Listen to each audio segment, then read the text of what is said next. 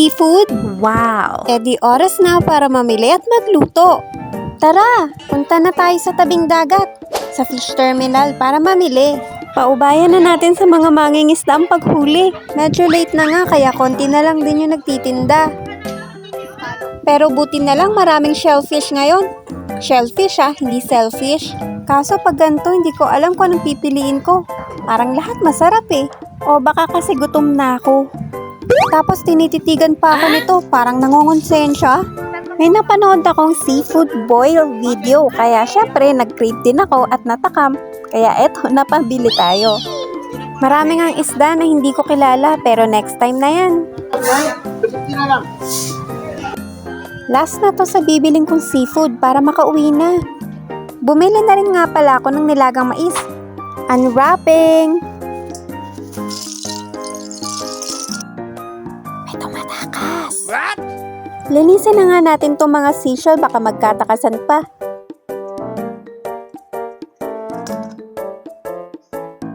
Kino-joke time yata ako ni ating tindera. Tinanong ko kasi siya kung ano to. Ang sabi niya, scallop. Kahit di ko sure, bumili na rin ako. At pag-uwi ko nga, ay sinearch ko na. At nagulat nga ako mga mare. Kalain mo yun, ngipin pala to ng tire. Siyempre mali yun. If you're in doubt, search for more. So ang totoo, isa tong giant mussel or pen shell, kamag-anak ng tahong.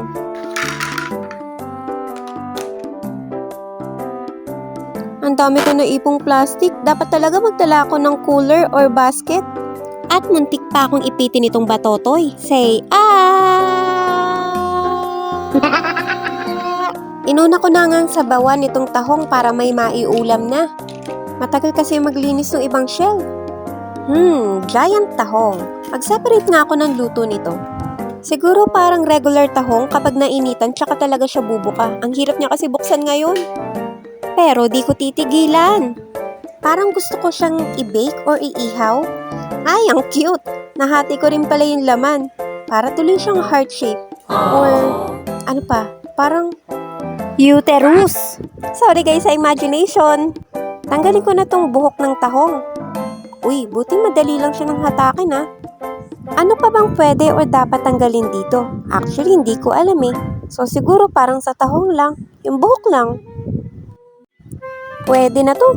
Umpisahan ko na siyang ihawin. Dito lang sa stove. Di ko talaga alam guys ang pinagagawa ko. Di ko kasi alam kung paano to lutuin. Pero experiment lang.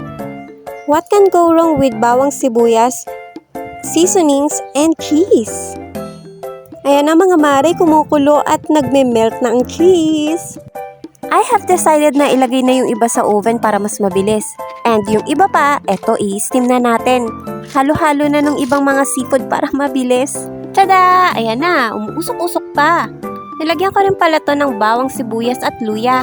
In-steam ko lang, ayoko kasing humalo sa sabaw. Ang hirap kasi linisin ng shell eh. At eto na nga ang galing sa oven. Yung isa na ihaw ko pero inopit ko pa din. Kuha lang muna ng konti nung na-steam. At partneran natin ng ensalada. So meron kasi akong inihaw kaninang talong. At meron din akong nabili na sea grapes. Lunch muna!